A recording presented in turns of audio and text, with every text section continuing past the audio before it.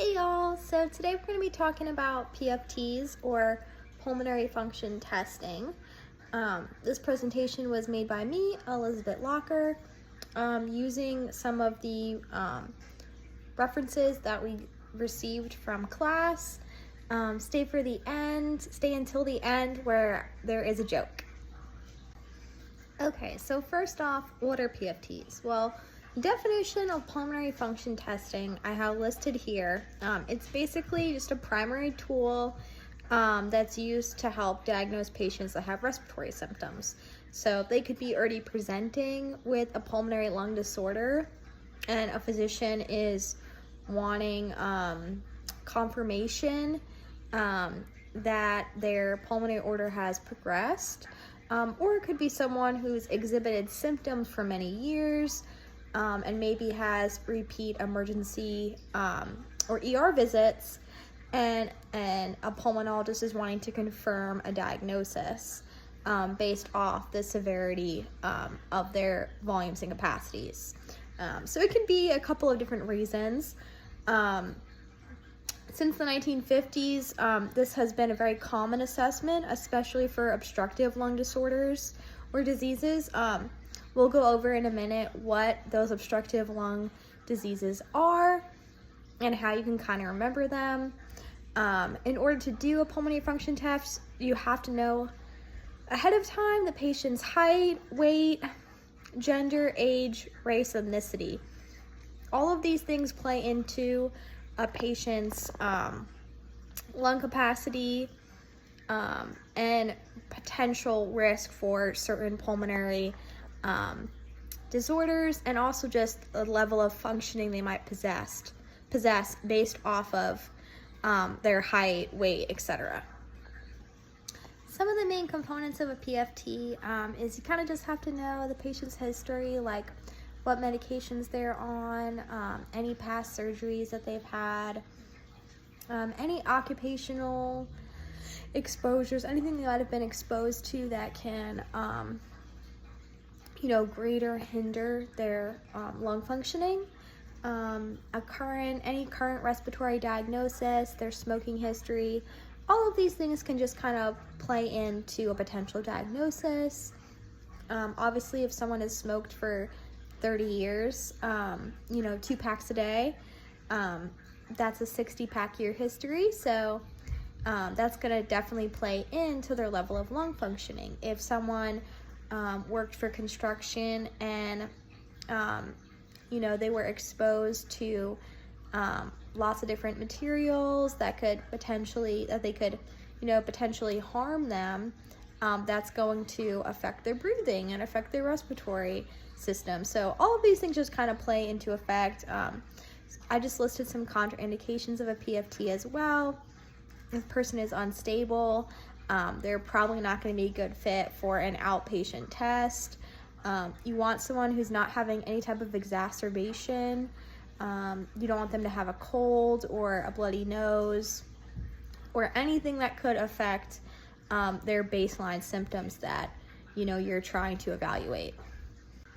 So next, really briefly, we're going to talk about the 5 obstructive lung diseases, also known as CBABE. So we have cystic fibrosis, chronic bronchitis, asthma, chronic asthma, bronchiectasis, and emphysema. So all of these 5 make up the major obstructive lung diseases. And one of the ways you remember these is from the acronym CBABE. I listed here as well some of the terms that we're about to get into. So slow vital capacity is important to know. Forced vital capacity. The kicker here, FEV1, which you'll see a lot if you're looking at PFT results. And then FEV1%, also a vital thing to know about. So we're just going to briefly go through those. And yeah, let's get into it. Okay, so what are some ways we can know and understand these? So slow vital capacity is a patient that's able to take a maximal inhalation followed by a maximal exhalation without force. So they're not breathing like they're not breathing out that forced exhalation. It's just a maximal inhalation in and a maximal exhalation out. Decreased volumes of this often point to a restrictive disease. And so this can be a really good indicator of a restrictive lung disease. If someone has a decreased vital capacity, they usually have a restrictive lung disease. This makes sense because if you have restriction in your lungs, right, you're going to be able to take less air in and push out less air. And so in that same regard, if someone is healthy, there should be little difference between their slow vital capacity and their forced vital capacity. So the amount of air that they can take in slowly and exhale slowly should be about the same as the amount of air they can take in maximally with force and maximally exhale with force. Hopefully that makes sense. So forced vital capacity is very similar to what we went over. So think slow vital capacity versus forced vital capacity should be almost the same in a healthy average person. So forced vital capacity is just the maximal inspiration followed by a forced and rapid maximal expiration. So the example I just gave, it's just reversed, if that makes sense. And if their slow vital capacity is greater than their forced vital capacity, then you want to suspect an obstructive disease. Because with an obstructive disease, you can exhale air more slowly versus rapidly, right? We're talking about a patient that has COPD. It's going to take them a lot longer to exhale that air that is trapped in their lungs, versus, a healthy person or a person with healthy lungs that doesn't have that problem. So hope that made sense. So here is the kicker, the FEV1. The average person can exhale pretty much all of their air in just 2 seconds. So FEV1 really measures the degree of severity. Usually you'll see this in kind of a percentage form. It can be a great indicator if someone has a more mild obstructive lung disease versus if someone has a more severe obstructive lung disease. So oftentimes this is what a pulmonologist might look at, not to be confused with the FEV1%, which is really just the comparison between the amount of air exhaled in 1 second and the total amount exhaled during the forced vital capacity maneuver. So I'll briefly touch on that next. Okay, so FEV1, like we just mentioned, decreased, is a great indicator of an obstructive lung disease and what severity that lung disease might be at.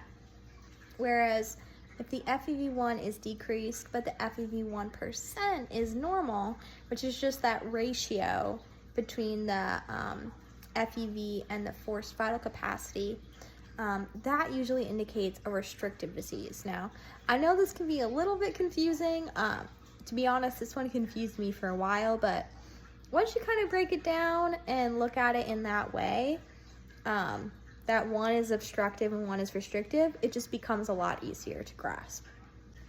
Okay, so if you stayed until the end, then I applaud you.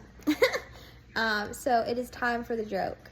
So why did Dracula go see the pulmonologist? He couldn't stop coughing. So yeah, that's it. Thank you so much for listening to my presentation. I hope you have a good rest of your day. And yeah, that's it.